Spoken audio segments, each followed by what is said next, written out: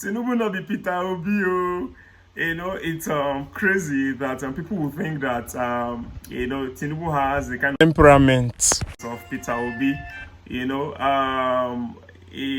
Well, I won't even know what to say to this video because number one, Tinubu actually didn't fling the boy out of his away from his moving vehicle. His security personnel, the overzealous, I too know security people. The Tinubu would have just had the moment of it. Or be if they had allowed that boy to just stay there for like maybe 10 seconds, Tinubu waving at him, and then before you know it, maybe one celebrity too would have just come to change the boy's life the way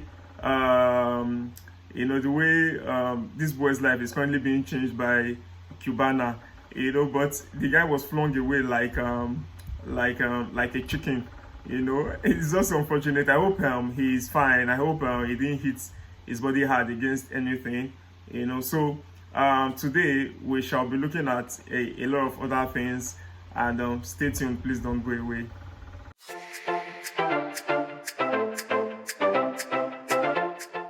Hello, welcome to my channel today, Kojesians Media. How are you doing today? Wetin dey happen? Wetin dey shele? Wetin dey sup? I am Ernest Adebayo Okoje. If you are new to this channel, please click on the subscribe button and hit the notification bell so that when I post subsequent videos, you get updates. And if you are not new, when you are through with this video, please click on the thumbs up button to give us a thumbs up and share this video to help us grow our channel. Thank you. It battered my face. I lost a baby. Tonto Dike ignores court orders, spills out more. Now, wow, this Tonto Dike, we've not had the last of Tonto Dike. Tonto Dike is the person that never says die. So if you start a fight with Tonto Dike, get ready to fight to the finish. We are currently aware that there has been a ongoing feud between Tonto Dike and our ex-husband, Churchill. And of recent, Churchill posted something. I think he wished his son a happy birthday, and then Tonto Dike lashed out at him. And he came up in defense that he would have loved to see the boy more, but he's being prevented from seeing the boy. And this made Tonto Dike to just go berserk, where she released a very lengthy post on her Instagram page, accusing the man of sort of things, that when she even gave birth, the man only contributed a token. He said it was broke. When they were doing their wedding too, she was the one who sponsored most of the wedding. And she said all sorts of things, how less of a man the man is, and that she regretted, that man was just basically a sperm donor. And then of recent again, she has come up to say how the man battered her face. So she and of course she's a politician, and she says in spite of the cease and desist letter, she's not having it. And she said she even accused the boy's mother of being around when the incident occurred. That when the ex-husband, now Churchill, attacked her and made her to lose her baby. So she said she got beat up and had her face battered by Churchill. And she also said that when she returned from having her child, she met her husband in a room with a red cloth on his waist, several lighted candles, and a laptop in his hand, after which she confirmed suspicion that he was a fraudster. So she said she met him in a room with red. Red is always associated with rituals and all of that. He tied something like a red cloth on his waist, and then that made her to think that, oh, this guy, na yahoo. So it's just unfortunate. She said that the incident occurred when he pushed her down 3 flights of stairs. So I just don't imagine how she even survived it to a pregnancy. Someone pushed you down these 3 flights of stairs. But thank God she's alive, and we will continue to get more and more of this juicy gist, because Tonto Dike never gives up. And of course, there's supposed to be an order from the courts for her to desist from launching further attacks on the man. But Tonto Dike, she never gives up, and we hope it is settled amicably between them by their family members. If you know Banky W very well, you know that Banky W is a somewhat very reserved and private person. But a few days ago, he came out to drop a very emotional and passionate message for his wife, who clocked 35, that is Adesua Etomi. He writes, "You are just perfect for me." So he gushed over her, and I was very happy about that, because he doesn't really come out. I will know of recent he has doesn't come out to talk, in public as such. And we know of recent he ventured into politics, so he still does his music, but he has gone into politics. And I hope she had a fantastic birthday, and I hope that love continues to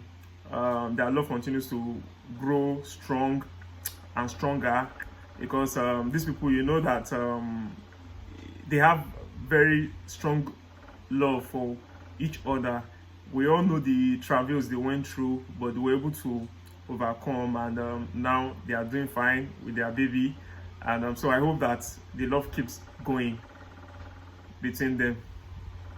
Now, wow, Papaya Ex has come online to brag that she has 7 iPhones. And one would wonder what a person does with 7 iPhones, because owning the latest iPhone makes owning the ones before the newest one inconsequential, not necessary, and not completely irrelevant. If you have iPhone X and you have iPhone, if you have iPhone 11 and you have iPhone X, you still are using 2 of them, no problem. But just imagine having iPhone 11, iPhone X, then iPhone 8, iPhone 7, just so it's a complete waste of time, and it does not even give you value for your money. But if you have maybe an iPhone, and you have MacBook, and then you have another gadget also, maybe iPad, and then or iMac, then you get good value for your money, because they will be functional and value returning, and even costly than just 7 iPhones. So it just goes on to show that some people actually saw this as poverty mentality, where you want to show off. Of course, some people don't even, some people have like maybe iPhone 11, iPhone 12, and then iPhone 13, and then all of a sudden iPhone 14 comes out, they jump at it again, just to show class, not necessarily because they really need it at that moment. iPhone 13 can do almost everything iPhone 14 can do. If you even check the Bionic processor, you see that it's just a little difference, and in terms of what iPhone 13 can do and iPhone 14 can do. So, but everybody just wants to jump on the trend, So some people saw this as poverty, displaying poverty mentality, and felt it was unnecessary. The popular so Papaya Ex, in case you do not know her, she's a popular influencer, Abike Arab Money, and they're also known as Papaya Ex. So Papaya Ex is her nickname. They also call her Abike Arab Money. She's a popular influencer.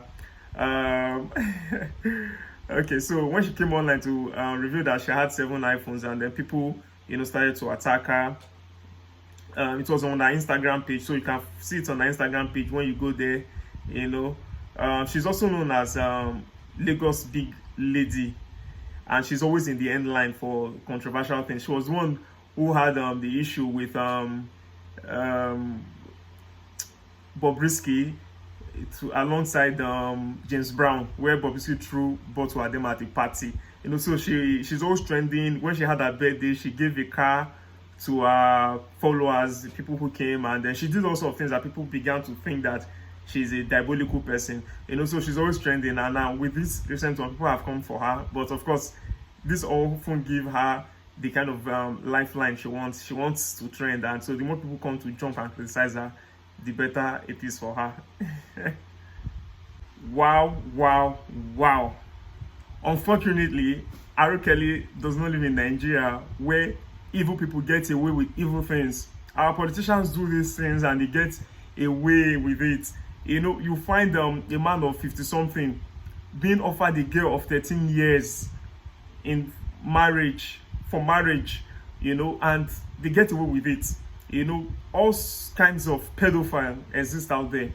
Only a few of them are caught, like Papaya Ex, who didn't even really do as much as some of these other people do, and he's currently facing jail time.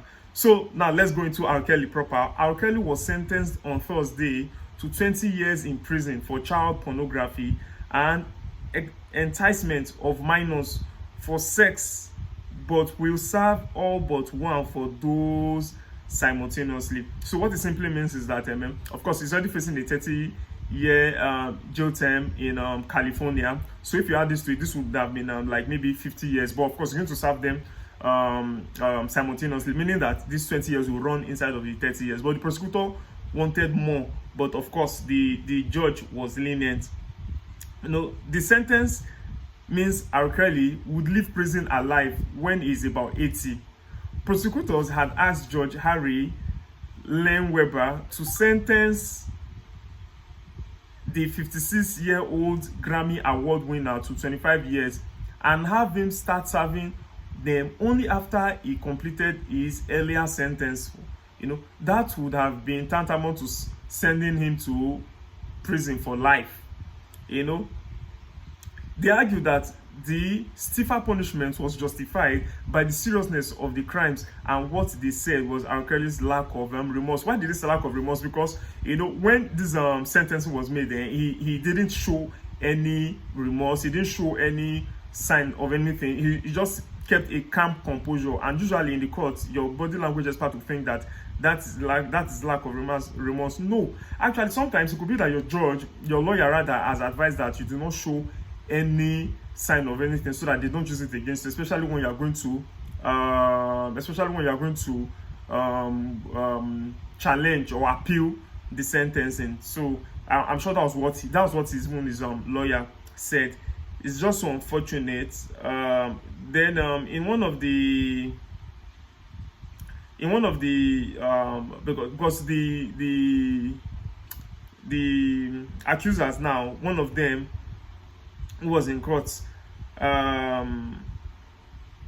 she said this: "I have lost my dreams to Robert Kelly. I will never get back what I lost to R. Kelly. I have been permanently scarred by Robert." For this lady who actually said this, since four of R. Kelly's convictions were actually tied to her, to see how strong her case is with R. Kelly. When your virginity, it goes further to read, when your virginity is taken by a pedophile at 14, your life is never your own. Jane's statement read. So her name is Jane, one of the persons who accused R. Kelly, and her own was one that actually really brought R. Kelly down. Then there was one other accuser who said, "Now you are here because there is something wrong with you." She said, "No longer will you be able to harm children." This was another lady who said that she used the pseudonym Nia. She was actually in court to say this, but in the end, R. Kelly's judge said, lawyer said she was impressed with the outcome, that at least they gave him 20 years and that he could serve it concurrently with the ongoing prison terms he has, but something that struck me in this article, he said R. Kelly rose from poverty in Chicago to become one of the world's biggest R&B stars, known for his smash hits "I Believe I Can Fly" and for his sex-influenced songs such as "Bump and Grind." He sold millions of albums even after allegations about his abuse of girls began circulating publicly in the 1990s. I was still very young that time, and that was when the talk of Aaliyah, the late Aaliyah, R&B singer, also that he was having an affair with her when she was like 14 and all of that. So he was still doing well. He was still doing very well. The prosecutors called him a serial sexual predator who used his fame and wealth to reel in sexually, abuse, and then discard starstruck fans. Starstruck, they are attached to him because this guy is a star and all of that. By the time he finishes using them, he discards them and then they become miserable. U.S. Assistant Attorney, blah blah blah, said that the judge should keep R. Kelly for the rest of his life in prison. R. Kelly's abuse of children was all the worse, she said, because he memorialized his abuse by filming victims, including Jane. So he wasn't filming them. She told the court Kelly used Jane as a sex prop, a thing, for producing pornographic videos. It's just so unfortunate. Okay, but his lawyer concludes by saying her name is Bonjean, said R. Kelly has suffered enough, including financially. She said his worth once approached $1 billion US, but that he is now destitute. So he's very broke. But he has been having these court battles for so many years. I can't even say when. And in America, you spend a lot of money on court cases. It's not like in Nigeria that you can just get lawyers and underpay them. This one, you spend a lot of money. So I think all those things have affected him. She also remarked that R. Kelly will be lucky to survive his 30-year New York sentence alone. To give him a consecutive 25-year sentence on top of that is overkill. It is symbolic, she said. Why? Because it's R. Kelly. Because if you add 20 to 30, he's finished. So that's why she's happy that he's going to serve them concurrently. Anyways, let me know what your thoughts are in the comment section, and I promise you, as always, that I will try to respond to everybody's message in the comment section. Thank you.